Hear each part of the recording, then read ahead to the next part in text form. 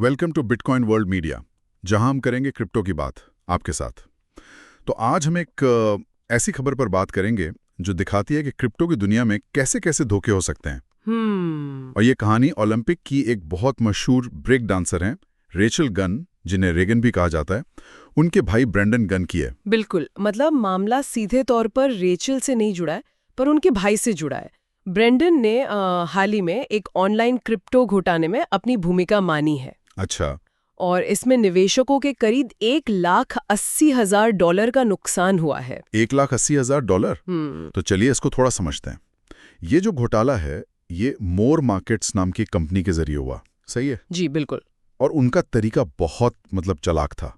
वो क्या करते थे कि मशहूर हस्तियों के नाम इस्तेमाल करके ऑनलाइन विज्ञापन चलाते थे। अच्छा, सेलिब्रिटीज के नाम पे। हाँ, और यही तो सबसे बड़ा हथियार होता है। जब कोई निवेशक किसी जाने माने चेहरे को देखता है ना, तो वो शक करना थोड़ा कम कर देता है। सही बात है, एक भरोसा बन जाता है कि अगर ये जुड़े हैं तो सब ठीक ही होगा। एग्जैक्टली। और निवेशकों से पैसा लिया गया ये कहकर कि इसे क्रिप्टो में लगाया जाएगा। लेकिन यहाँ एक बड़ा पेंच है, मतलब पैसा असल में क्रिप्टो में निवेश हुआ ही नहीं है ना? नहीं, हुआ ही नहीं। तो ये पैसे गए कहाँ फिर? यही तो इस धोखे की सबसे बड़ी बात है। पैसा किसी क्रिप्टो एक्सचेंज में नहीं गया, वो सीधे मोर मार्केट्स के नॉर्मल बैंक खातों में डाल दिया गया।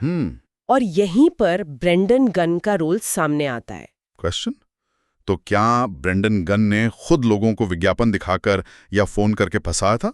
मतलब क्या वो फ्रंट पर थे? आंसर नहीं। देखिए, कोर्ट में जो तथ्य सामने आए हैं उसके हिसाब से उनका काम पर्दे के पीछे का था। अच्छा। वो सीधे निवेशकों से बात नहीं कर रहे थे। उनका मेन काम था कंपनी के लिए बैंक खाते खोलना और फिर पैसों का लेन देन संभालना। हाँ, पैसों को एक खाते से दूसरे में भेजना। बेसिकली वो इस पूरी मशीन का एक, आप कह सकती हैं, जरूरी हिस्सा थे जो मनी फ्लो को मैनेज कर रहा था। लेकिन इस तरह की स्कीम, मतलब ये पारंपरिक बैंकिंग सिस्टम का इस्तेमाल करके ज्यादा दिन तो नहीं चल सकती। बैंकों को कुछ शक नहीं हुआ? बिल्कुल हुआ। जैसे ही इन खातों में लेन देन बढ़ने लगा, वो भी संदिग्ध तरीके से, तो बैंकों ने खाते फ्रीज करना शुरू कर दिया। अच्छा। और यहाँ एक बहुत दिलचस्प बात सामने आई।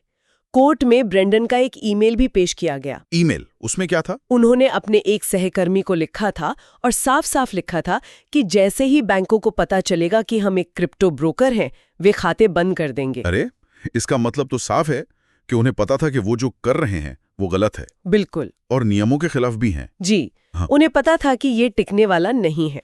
तो अब ब्रेंडन ने अपना जुर्म कबूल कर लिया है और उन्हें शायद 1 साल तक की जेल या जुर्माना हो सकता है। जी। लेकिन इस पूरी कहानी से हमारे सुनने वालों के लिए, जो निवेशक हैं, उनके लिए क्या सबक है? देखिए, ये एक क्लासिक केस है अफिनिटी फ्रॉड का। धोखेबाज किसी मशहूर हस्ती के नाम का इस्तेमाल करते ही इसलिए हैं ताकि लोग ज्यादा सोच विचार ना करें। तो नियम बहुत सीधा है। आप सेलिब्रिटी का चेहरा जरूर देखें, लेकिन पैसे के पीछे का रास्ता भी देखें। पैसा जा कहाँ रहा, ये जरूरी है। हाँ, अगर आपका पैसा किसी वेरीफाइड एक्सचेंज में जाने के बजाय सीधे किसी कंपनी के या पर्सनल बैंक खाते में जा रहा है, तो ये सबसे बड़ा रेड फ्लैग है। मतलब सेलिब्रिटी तो बस एक चारा है, असली खेल तो पैसों के बहाव में ही छुपा है। बिल्कुल। टेक्नोलॉजी नई हो सकती है, लेकिन धोखाधड़ी के तरीके वो अक्सर पुराने ही होते हैं।